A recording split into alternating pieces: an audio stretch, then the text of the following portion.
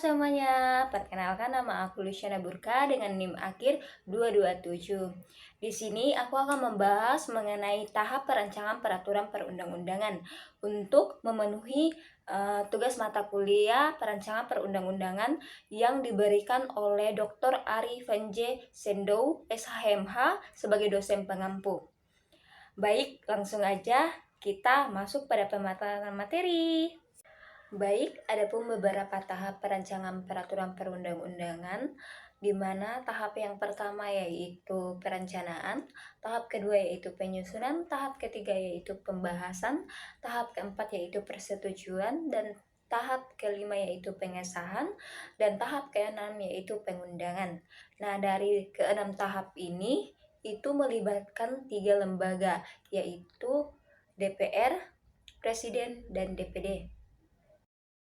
Baik, saya akan membahas mengenai tahap-tahap yang telah saya sebutkan sebelumnya, di mana tahap yang pertama yaitu perencanaan. Tahap ini ditandai dengan penyusunan prolegnas atau program legislatif nasional. Prolegnas ini biasanya disusun di awal masa jabatan dari lembaga-lembaga pembentuk undang-undang, yaitu DPR, Presiden, dan DPD. Dan penyusunannya harus memperhatikan kebutuhan yang mendasar, dan dasar dari penentuannya itu bisa dilihat dari naskah akademik yang masuk dalam prolegnas tersebut, dan juga itu harus disertai dengan penyusunan naskah akademik dan disusun oleh DPR, Presiden, dan dikoordinasikan oleh Badan Legislasi DPR. Nah, di sini DPD juga berwenang untuk menyusun prolegnas setelah adanya putusan Mahkamah Konstitusi nomor 92 tahun 2012. Nah, tetapi hanya untuk undang-undang sekretariat atau undang-undang tertentu saja, misalnya dalam hal pembentukan undang-undang yang berkaitan dengan otonomi daerah, pembentukan dan pemekaran daerah, APBM, atau hal lain yang berkaitan dengan daerah. Kita masuk pada tahap yang kedua, yaitu penyusunan. Tahap ini ditandai dengan penyusunan rancangan undang-undang yang harus disertai dengan naskah akademik, serta rancangan undang-undang diusulkan oleh Presiden dan DPR. Di sini DPD juga bisa menyusun rancangan undang-undang, namun harus melalui DPR. Tapi setelah putusan Mahkamah Konstitusi nomor 92 tahun 2012, rancangan undang-undang usulan DPD tidak harus melalui DPR lagi. Nah, rancangan undang-undang dari Presiden disiapkan oleh Kemenkumham, dan rancangan undang-undang dari DPR disiapkan oleh Badan Legislasi. Serta jika DPR dan Presiden mengajukan rancangan undang-undang yang sama, maka yang harus dibahas adalah rancangan undang-undang dari DPR dan rancangan undang-undang dari Presiden dijadikan sebagai pendamping. Baik, kita masuk pada tahap yang ketiga, yaitu pembahasan.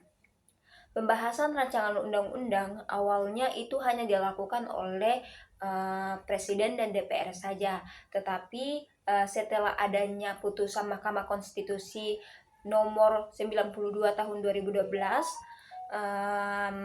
kewenangan DPD itu diperkuat, dan kini DPD dapat ikut membahas rancangan undang-undang tersebut hingga pembahasan tingkat 2, yaitu tahap pengambilan keputusan final di sidang paripurna DPR.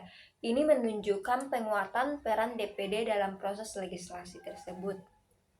Tahap keempat yaitu tahap persetujuan, di mana persetujuan rancangan undang-undang ini yang akan menjadi undang-undang itu harus dilakukan oleh Presiden dan DPR. Dan juga setelah putusan MK nomor 92 tahun 2012, DPD sebenarnya juga sudah berwenang memberikan persetujuan untuk rancangan undang-undang tersebut, tapi sayangnya putusan MK ini belum dilaksanakan hingga saat ini. Selanjutnya itu tahap pengesahan. di mana rancangan undang-undang yang telah disetujui bersama oleh DPR dan Presiden disampaikan oleh pimpinan DPR kepada Presiden untuk disahkan menjadi undang-undang. Penyampaian rancangan undang-undang dilakukan dalam waktu paling lama 7 hari terhitung sejak tanggal persetujuan bersama. Dan juga rancangan undang-undang harus ditandatangani oleh Presiden paling lama 30 hari setelah persetujuan bersama.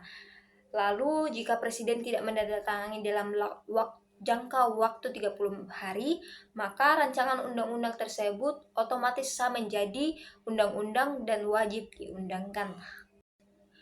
Baik, kita masuk pada tahap yang terakhir, yaitu pengundangan, di mana pengundangan dilakukan oleh Menteri Hukum dan HAM, serta dimuat dalam lembaran negara atau berita negara. Baik, demikian pembahasan dari saya mengenai tahap perancangan peraturan perundang-undangan. Semoga video ini bermanfaat, dan jika ada salah kata dalam pemaparan, mohon dimaafkan. Dengan itu saya mengucapkan banyak terima kasih karena telah menonton video saya. Demikian, sampai jumpa.